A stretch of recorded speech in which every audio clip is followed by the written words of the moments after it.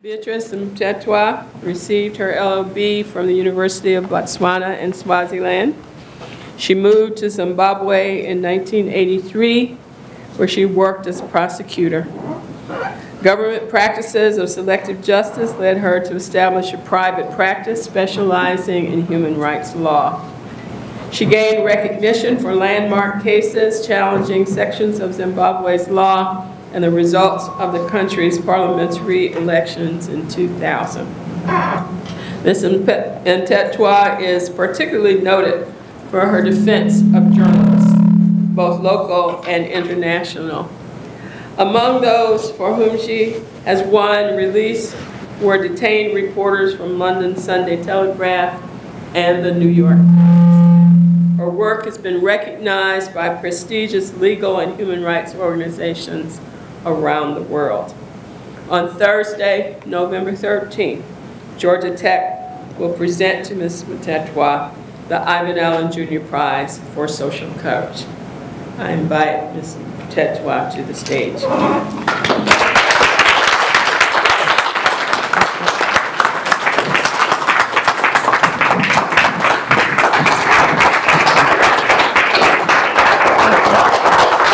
Thank you.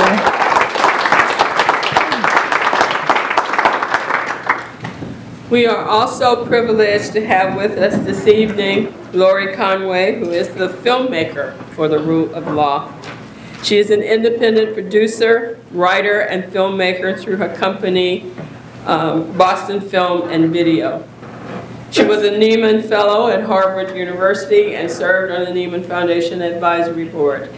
Ms. Conway's work has been supported by 3 grants from the National Endowment for the Humanities, and she has been recognized for excellence by both Peabody and DuPont Awards. Please join me in welcoming to Atlanta filmmaker Lorie Conway.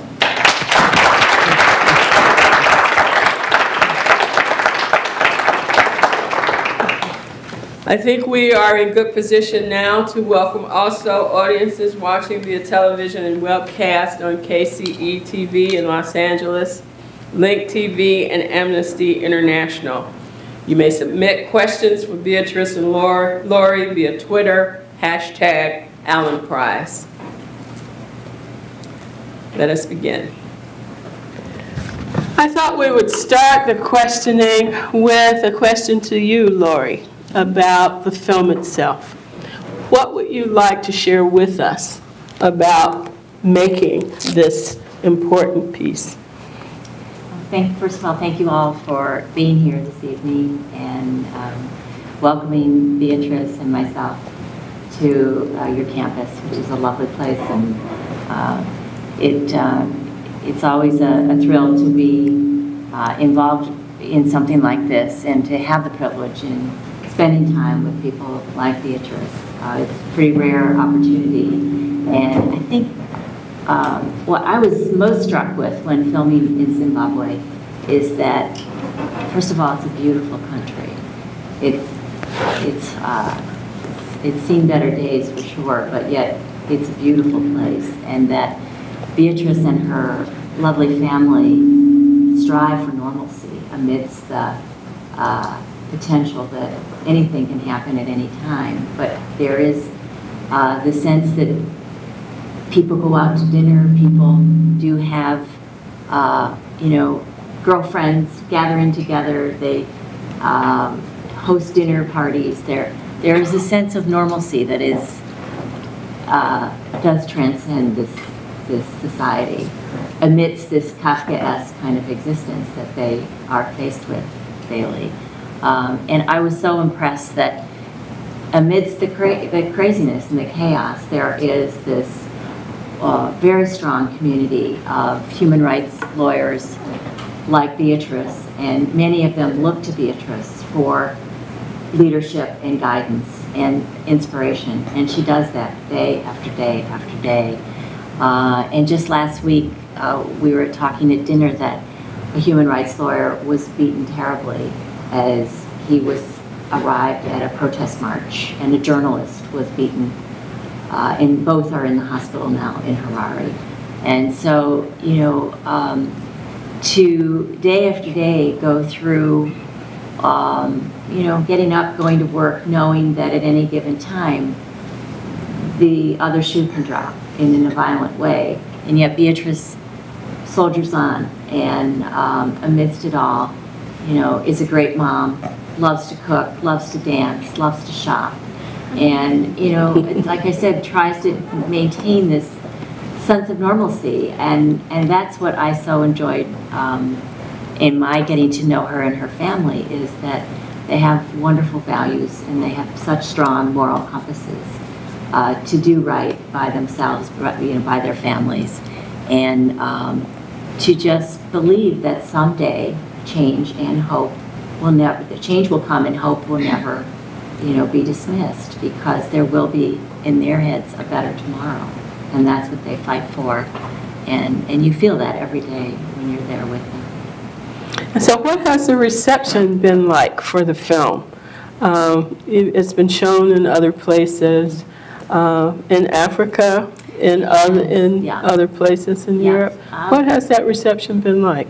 Well, you know, Fox Africa picked it up fairly quickly, and I haven't gotten much feedback, but the fact that they even picked it up was terrific. And it's just now starting to be shown in Africa. A director of a school in Uganda is inquiring from Beatrice about naming the school after her, because they want it to be a curriculum for girls based on knowing their rights as citizens. And I think that would be an incredibly appropriate naming of a school based after Beatrice. I can see a whole range of Beatrice schools throughout Africa because she inspires, her model of behavior is really symbolic of a new Africa and new leadership that believes in the rule of law, believes in a compass, a moral compass that is ethical and you know, based on good governance and democracy and equality. And so the film really, I think, in its own small way, we had a very small budget to make this film, has somehow been shown on 3 continents. We gave 5,000 free DVDs away to schools and communities and law schools in Africa. I could have given 50,000 away. And it's not the film, it's Beatrice, because she is extraordinary in her behavior. And I think there is, and especially the fact that she's a woman, you know, people really want to hear her story, and in the country and outside the country. So we, you know, it was sort of a little engine that could. We want to get this out more and more. And like I said, I could give more DVDs away, you know, if there were grants coming in. The interest is there, and that is strictly for one reason, and that's Beatrice. So Beatrice, what do you think about this? Having a school named for you, being able to share your perspectives and work with others. What's your idea? Well, it took a long time for Lorie and her co-producer to convince me that anyone would want to watch this documentary, and I've been surprised that yes, people do want to watch it. And the naming of the school perhaps is testimony that maybe they saw something that I didn't see, and that maybe the documentary does make some small difference, or at least a slight window where people can look at you know, what we've been doing in Zimbabwe, and how, you know, a small contribution might resonate with other people elsewhere, and might inspire other young people in particular to look at whether or not they might make a difference, however small it might be. So it's probably not a bad thing. Yeah. So let's talk a little bit about the work itself. How would you describe the conditions in Zimbabwe right now? What is the context in which you are working now? It got slightly better when we had a sort of unity government between the two main ruling parties.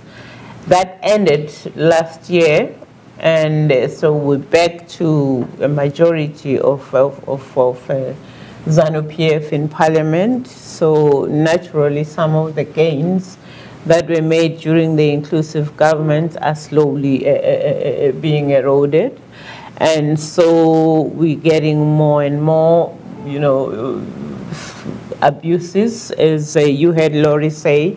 Although we have a brand new constitution that says people are free to march and protest, the police are still continuing with how they've always done things. They believe that you need their authority to protest, despite the fact that the law says we're entitled to. And I mean, this young lawyer and young journalist who went to the protest scene because they had been told that the police were beating up the protesters, themselves got beaten up and ended up in hospital. So you can see that, you know, things haven't changed much, and that they still need to really continue showing that we need full restoration of the rule of law in Zimbabwe, and that when police behave the way that they are doing, there is a serious problem that the world should definitely know about. So what keeps you going personally against such a resistance? My view really is that this is my job, and I do not believe that professionals should be harassed for doing their jobs. If you go to your school and you are preparing for a class, the fact that you're going to teach about a topic that someone might not like shouldn't be cause for you to be beaten up. And I think the same applies virtually to every other profession. And as a lawyer, I should be allowed to do my job. And I approach my job from the perspective that I'm not doing anything illegal. And if somebody thinks I shouldn't be doing it, it is more their problem than my problem. I'm just going to do what I believe I'm entitled to do. You know, if a doctor who treats a patient, even a patient who's a victim of political violence, doesn't get beaten up, why should a lawyer who represents a politician be beaten up for doing their job? So what keeps me going is that this is my job. I took an oath to be a lawyer and to abide by the laws of the country, and the laws of the country say lawyers should be able to do their work, and that's what I'm doing. One more question before I open it up for the audience. Now, you have a way of looking at the intersection between the law, the rule of law, and human rights. Can you talk a little bit more about what it is that you see that you're calling the rule of law with the passion that you talk about it? I don't really believe that one can talk of any true democratic dispensation without dealing with the issue of human rights and the rule of law. I don't think you can talk of true economic development if you do not have the rule of law. I think the rule of law is central to any developmental issues, whichever side you look at them. I mean, your investor should be able to know that if they invest in Zimbabwe, their investment will be secure because they'll have, you know, an impartial and independent judicial system to adjudicate on any issues that might arise if things go wrong. You know, your ordinary person in the street should be able to go about their business knowing that, you know, if things go wrong, they'll go before a judiciary that will make sure that their rights are respected. And those who are crying out for democracy should really have the comfort of knowing that the rule of law will be their last line of defense if things go wrong. So I believe, perhaps, you know, from the perspective of a lawyer who thinks everything revolves around the law, that the rule of law is central to virtually everything that you do, because without it, the guarantees that you require to live a normal life will not be there. Let's open up a little bit. And I remind you that the questions need to be asked through the microphone because we are recording. But do wait to take the microphone, but let me know if you have a question. Eve. Yes, Beatrice, you just said a series of affirmations saying this should happen, the law should. But in the film you said that you were confident that within your lifetime the law will be reaffirmed in Zimbabwe. And my question is about what apart from what you're saying it's your job, what is it about the law as such which makes it different from journalism, filmmaking, activism even in the streets, that suggests that the law, if you keep it alive, will in the end triumph? I mean, you obviously have a passion for rights as much as the right, and for due process.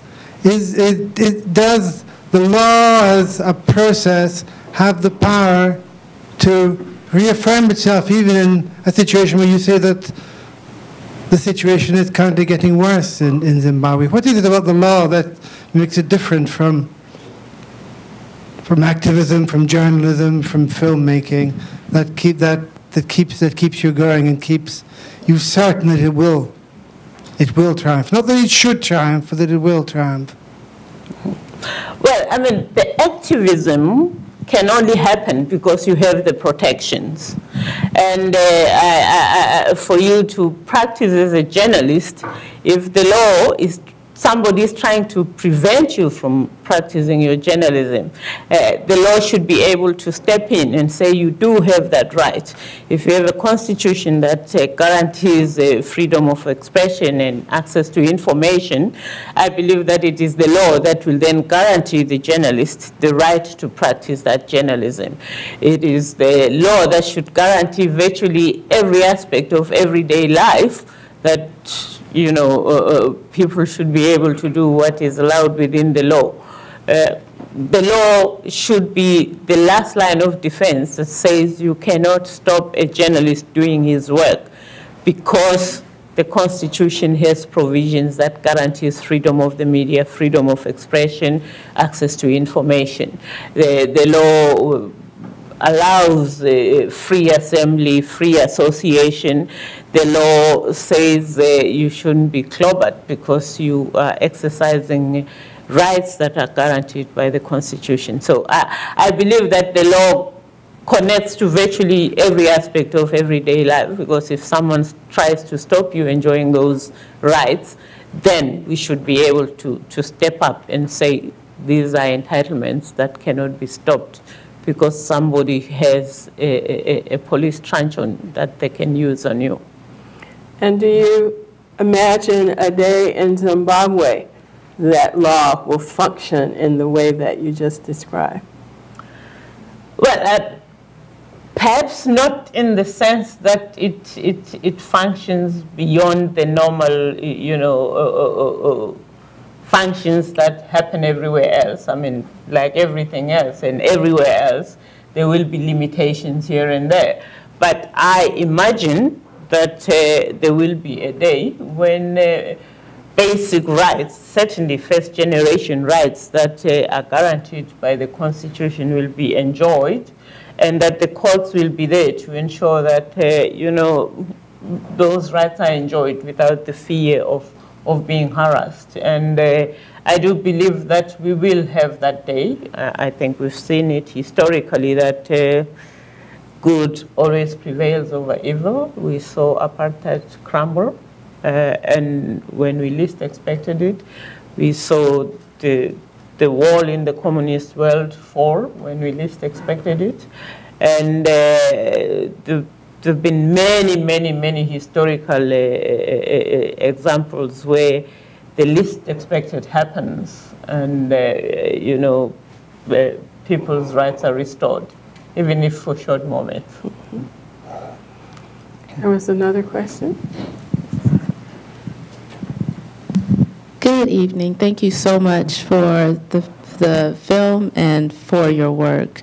My question is, I'm just still trying to wrap my head around this problem and its solution, and I'm wondering if this change is going to start at the national level and just kind of be enforced, trickle down, or if you're seeing this maybe at different local spots, I guess, in the country right now. And so some parts of the country are more peaceful than others.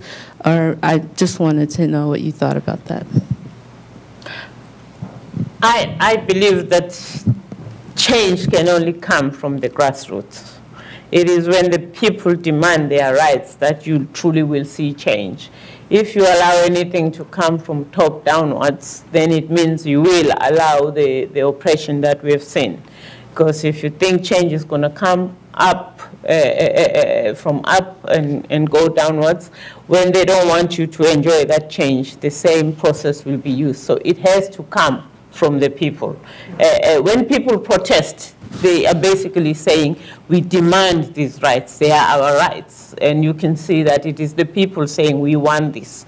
When journalists go out and do stories that they know will get them into trouble, it is because they are saying, we are entitled to do this. And I think if it wasn't for the fear factor, more and more people would be out there actually protesting, but the more people go out and demand the rights, the more people will come out and also basically participate and say, these are rights that we're entitled to.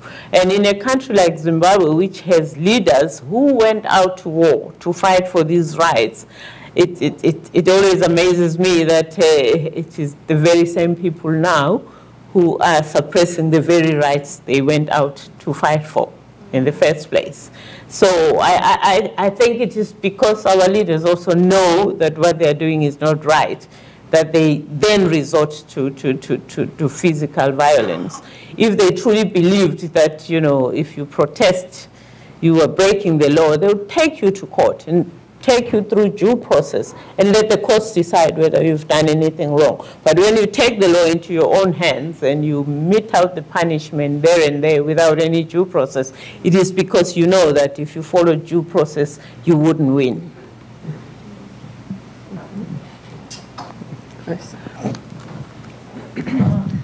So when the Arab Spring occurred a number of years ago, people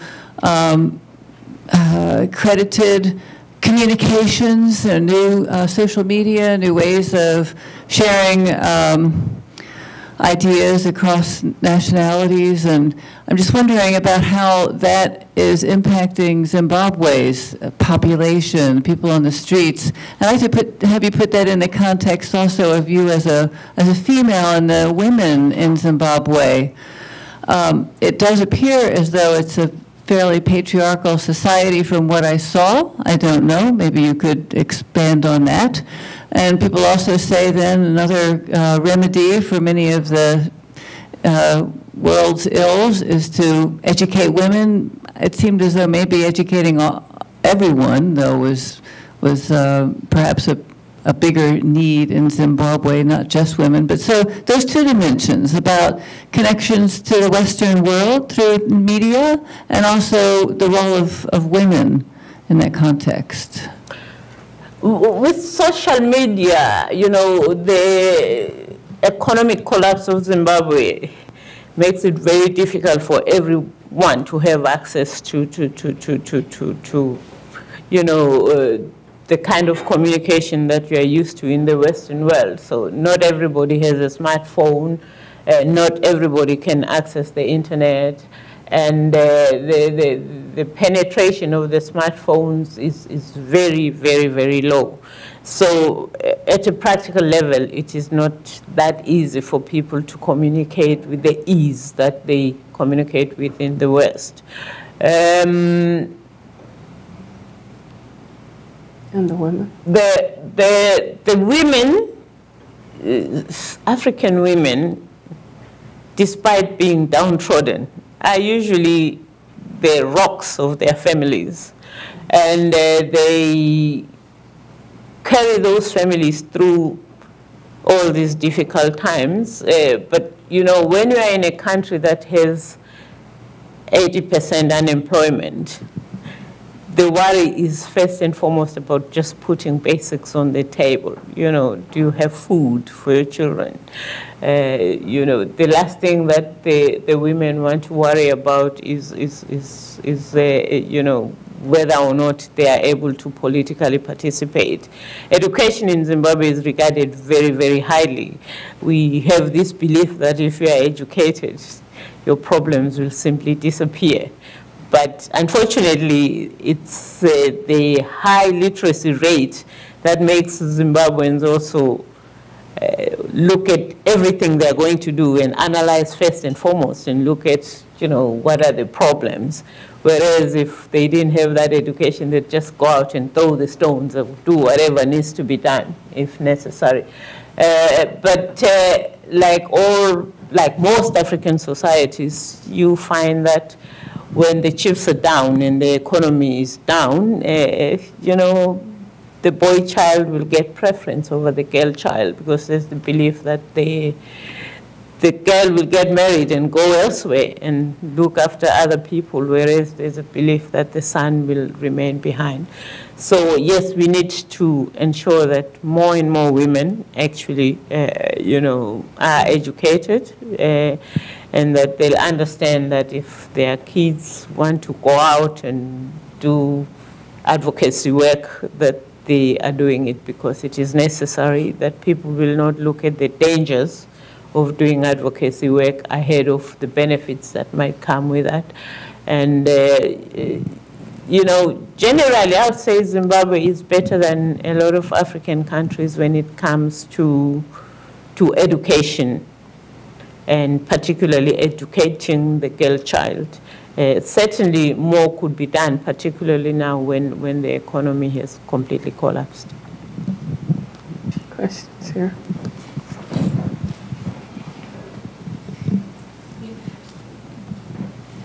I'm interested in knowing who your closest allies are in Africa. You mentioned South Africa and the end of apartheid. Are there any countries that are lending support to your cause? I found that in the region, basically, the civil society groups are very, very tight. We have a lot of collaborative actions.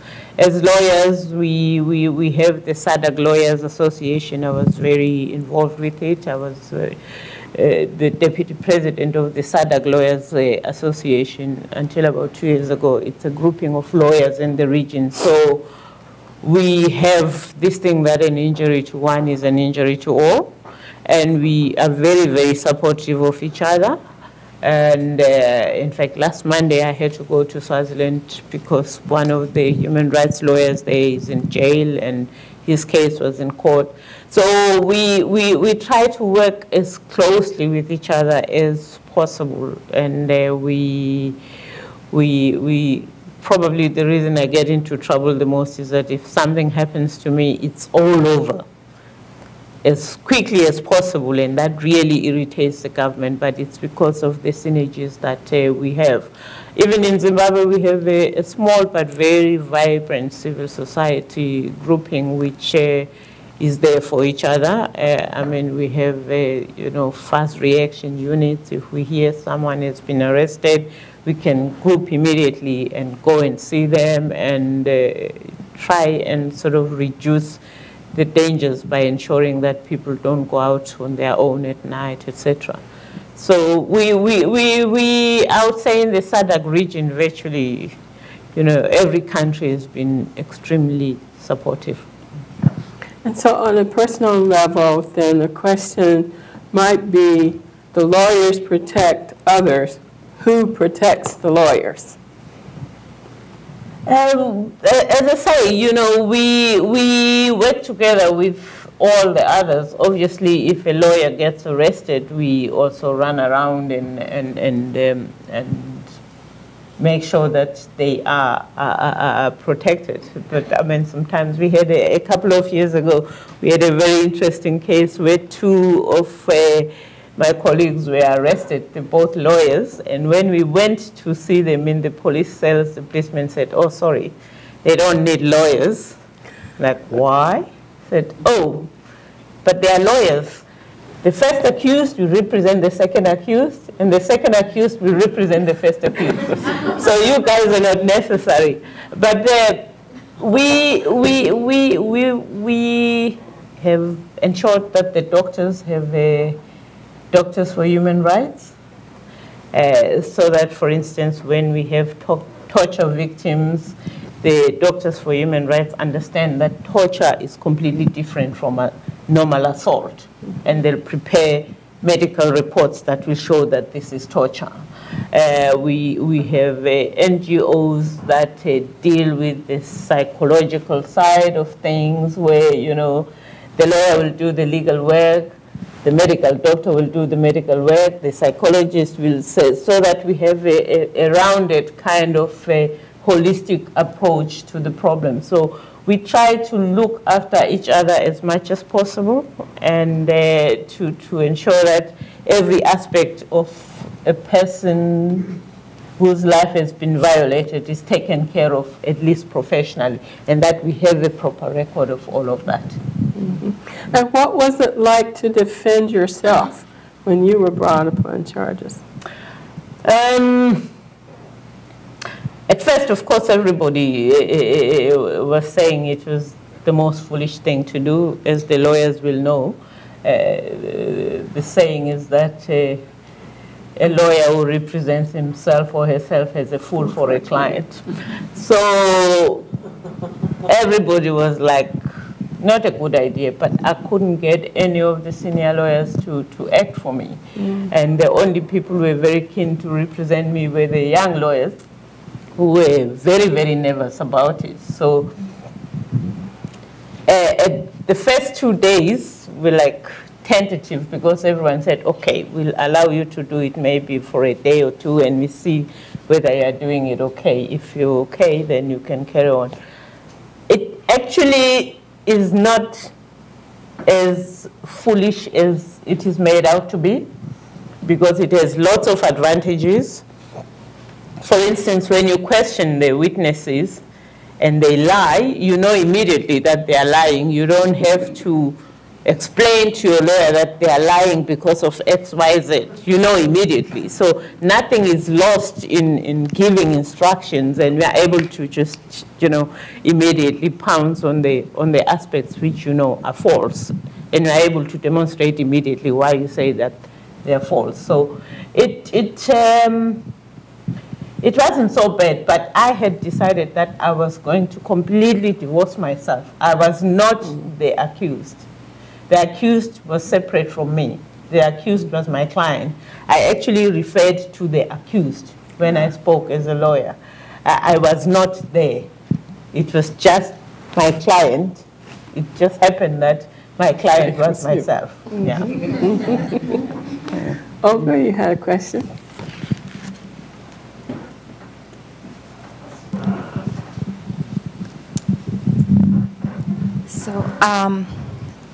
So Zimbabwe used to be a breadbasket of Africa, right? And so it's now, as you mentioned in the movie, and it's in shambles. It has huge hyperinflation. 80% of people are unemployed. And like fast-track land reform was one of the motivations for that was to distribute land among people. Mm-hmm. And you're saying that it's not happening, right? What do you see as what forces will help Zimbabwe to bring a sort of economic might back, so people can have jobs and they can provide for their children? Well, there has to be political will, really. Everything is tied up to political will, because all the instruments of taking us forward are there. But if the politicians are not willing to do the right thing, then we're not going to be anywhere near where we're supposed to be. I mean, we have the land, but it's in the wrong hands. I mean, if you give me a farm today, I'm not a farmer, so how do you expect me to produce food? And you take the land, you give it to people who have got full-time jobs elsewhere. I mean, farming is a full-time occupation. You've got to be there, and you've got to know what you're doing. And the selective parceling out of the land is not helping because there are black Zimbabweans who would be able to do a pretty good job with the farming, but they simply don't have access to the land because they don't have the necessary connections to get them that land. And I'm currently doing I'm just done with it, a divorce for a woman who was married to one of the powerful political people in the country. And one of the things they were fighting over was the farm. And we have a constitution that has very, very strong gender equity rights. And the judge, who was not a family court judge, who was just picked for this particular case, basically gave the farm to the man. Although the man is a full-time minister, he works full-time. The woman has always been on the farm for the past 10 years. She has better farming experience. She gave evidence that was uncontroverted as to who is the better farm between them. And she lost the farm. Not because she should have, but because her husband or ex-husband is more powerful than her. And so we have this farm, which could be productive, which is lying fallow because it's been given to the wrong person. So if the land was given to the right people, regardless of what color they are, who have the necessary expertise, and of course the capital to work on the land, we probably would still remain the breadbasket of Africa. But it's being given to people who do not have the capital, and farming is very capital intensive. And of course, if you don't have title to the property, nobody is going to give you loans. So even if Zimbabwe's economy was still functioning normally, nobody is going to give you loan without proper collateral. And so it's just a myriad of problems that just is making it impossible for the agricultural sector to recover. Yeah, I just wanted to know, like, when you see like the overwhelming political environment in not just Zimbabwe, but in some other African countries that share like the same parallels, do you still have optimism, you know, of like pursuing, you know, and fighting, you know, like for your work, despite Zimbabweans, you know, believing that, you know, even if Mugabe dies, that probably the same political order will still like remain, though? And to follow up, do you ever have any regrets in your life that maybe, okay, I should have pursued, you know, something other than being a lawyer, whether if it's like a school teacher or maybe like a business executive or something that's lucrative? But the problem we have in Zimbabwe right now is that virtually every aspect of life is affected by this. A school teacher is affected by this because they are unable to teach children who come to school ready to be taught because they might be hungry, there might be problems with school fees, they might not be able to get to school on time because of transport problems. Of course, the tools for educating the children might not be there. And so whatever you do, it is affected by the current problem. What is the point of being a business executive in an economy that's not working? So I think everybody can see that, you know, we are in a space where we all need to really work together, because if the politics is not right, the political will to do things properly is not there, every aspect of life will be affected. It's just that some professions are not as in the forefront as others, but the problems are right across the board. Whether I decided to be a nun or something else, I'll probably still be affected by what's going on. which is why you have people in the religious orders being part of the human rights discourse. You have some business executives being part of that discourse. And basically, the only happy people right now are the few politicians, not even everybody in the ruling party, because it's not everybody in the ruling party who has access to resources. It's just a small clique. So even some of the people in the ruling party are not benefiting because the cake is getting smaller and smaller. And once that happens, the slices get thinner and thinner, and only the few have access to those thin slices. Cherie? Thank you again for this amazing discussion. I wanted to ask the question about kind of the role of the film. And so if, in fact, you could have the international human rights community respond in, 3 major ways, how would you, what impact do you want the film to have, and what are the 3 goals of maybe influencing the international human rights community to be supportive of the work that you're doing? Well, I mean, the major reason that the documentary was done was not to be specific to Zimbabwe, but it was to use it as an advocacy tool for virtually all areas where there are human rights deficiencies. If you are at university and you are taught about the rule of law, and you need to have an idea of what happens when the rule of law is absent. When I was at college, I mean, we didn't have specifically human rights courses. We did have constitutional law courses, but it's a completely different perspective when you see it in practice. And the idea is that if law students, for instance, see the film and they understand what the breakdown of the rule of law does, it will help them understand that this shouldn't happen. And when it happens, you see it for what it is. Because most of the time, people don't actually make even the connection that this is a breakdown in the rule of law, and therefore corrective measures should be taken. So the idea is to make sure that as many people realize that there's a problem as is possible, and that where possible, they are able to take corrective measures by taking whatever interventions or bringing whatever interventions they think might help in the particular, situation. Maybe Lorie can come. I was going to say that the importance to me about using the rule of law was that because it can be so amorphous, people don't understand really what this ideal is, what the rule of law means, how it's connected, that it's the foundation of any democratic society. Without it, countries will collapse, as we're seeing in Zimbabwe.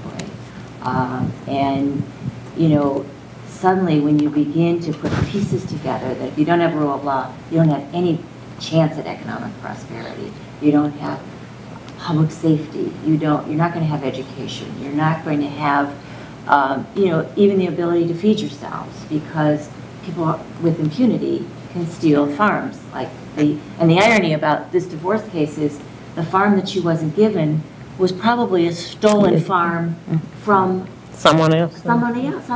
And so, that shows you how complex, without the rule of law, how complex and how corrupt things can become very quickly. For us making the film, it was important that we used a prism of looking at this collapsing country that could really illustrate what Beatrice and other human rights workers were dealing with, and that all of these factors, without rule of law, contribute to the collapse of the country, and makes her work all the more challenging, all the more important. And really to shine a light on a country like Zimbabwe that for years has been suffering, not in silence, but certainly there has not been, the Arab Spring response. A lot of people have asked me, well, why is an Arab Spring going on in Zimbabwe? And I would ask Beatrice and my friends and colleagues who I've gotten to know in the country. And you know, I think it could happen at some point, but because the country has deteriorated so much now and the unemployment is so high. I was driven to Victoria Falls, which is about a 12, 14-hour drive from Harare. And I said to my friend Robert, who was driving me, what's all this beautiful, why is all this land just overgrown? And he said, oh, those were all farms. And it was 1 hour after the next of looking out a window at farmland that was no longer being cultivated. And it was astonishing. For 12 hours, I was looking out a window at thousands of acres that are just overgrown of rusting farm machinery in a country that used to be called the breadbasket of Africa.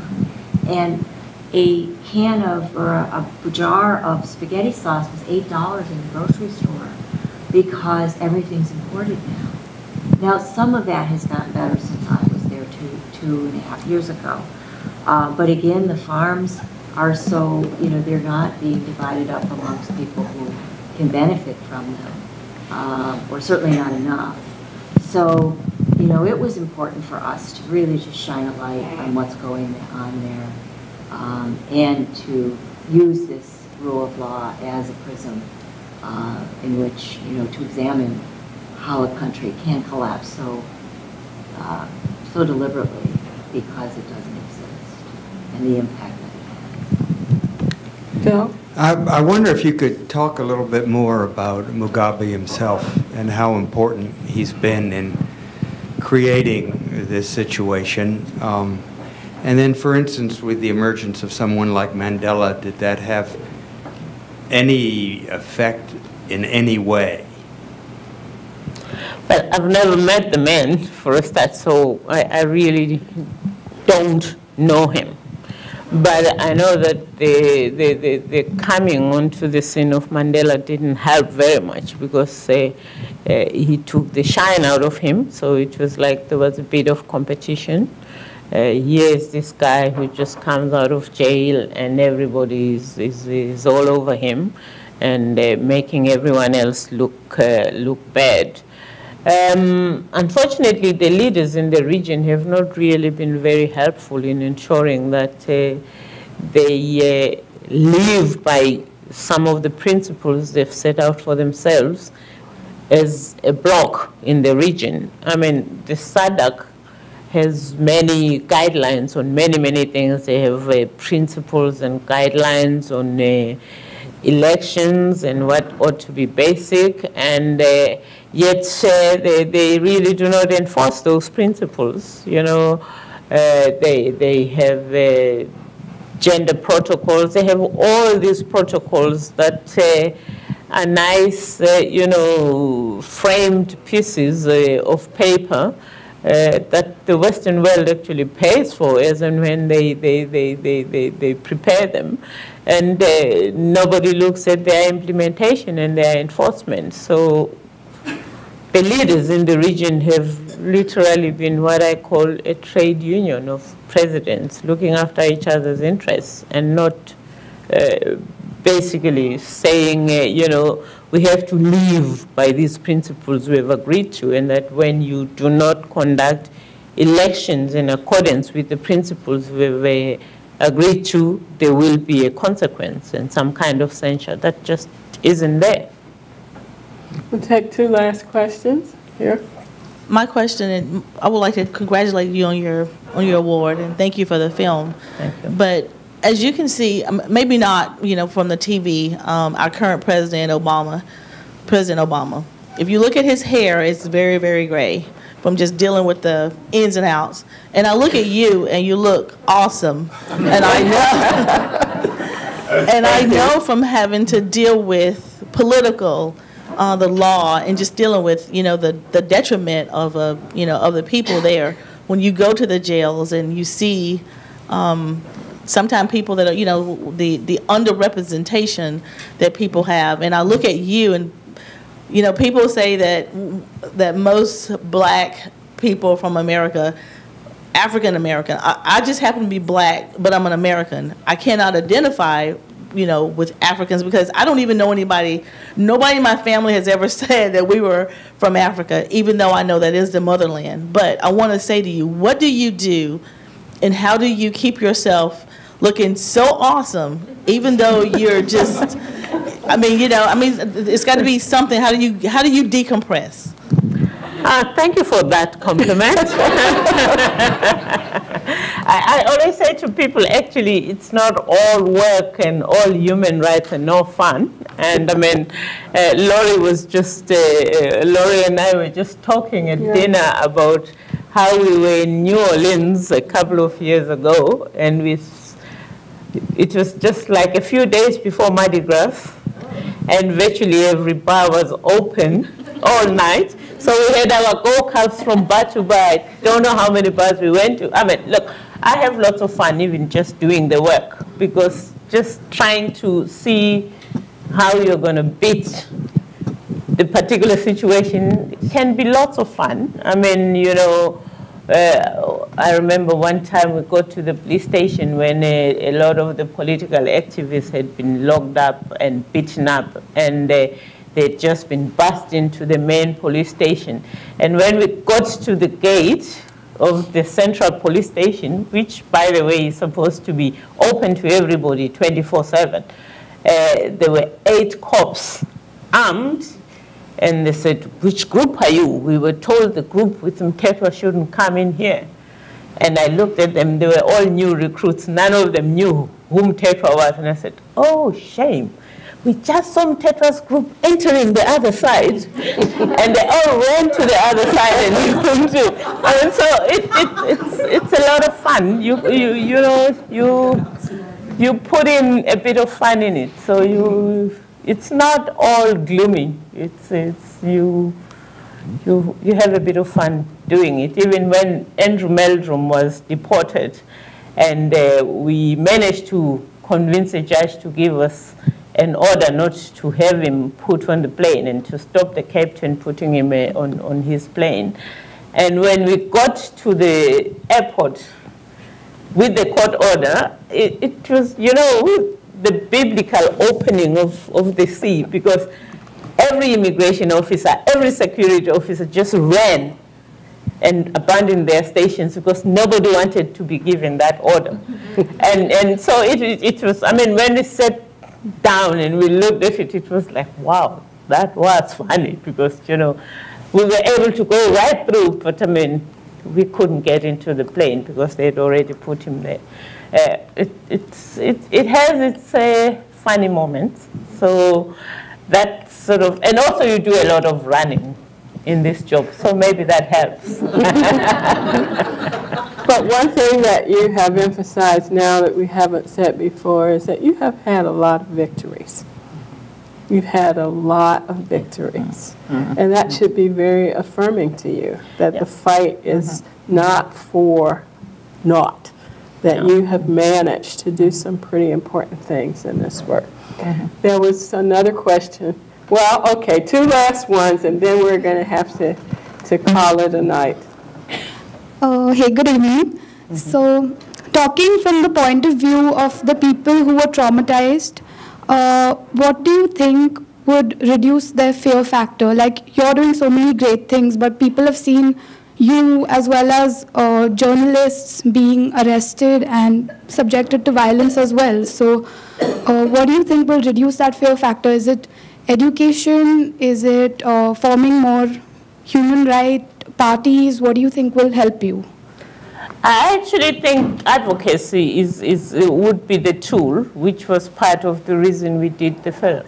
My view is that if the majority of lawyers were prepared to do this, they just can't arrest all of us. So if more people were really willing to go out there and say, this is not going to happen, and the more people do it, the better it would be for everybody else. And so I do agree with you that advocacy is really the main point, where people should understand that there ought to be safety in numbers, and the more people are out there saying, as lawyers, we will not allow this to happen, they're not going to have 30 lawyers locked up at any given time. So right now we are targets because we are few. But if there were more of us, it probably wouldn't be as bad as it is now. And one last question. Okay, go ahead. Hi. I'm just curious to know what prompted you to become a human rights lawyer in the first place, and where you get the strength to keep continuing this fight, even though, you know, you've been meted with injustice after injustice, but you've kept fighting, and with the belief that even one person can make a difference. When I went to law school, it wasn't because I had any passion for human rights. I didn't even know what human rights was.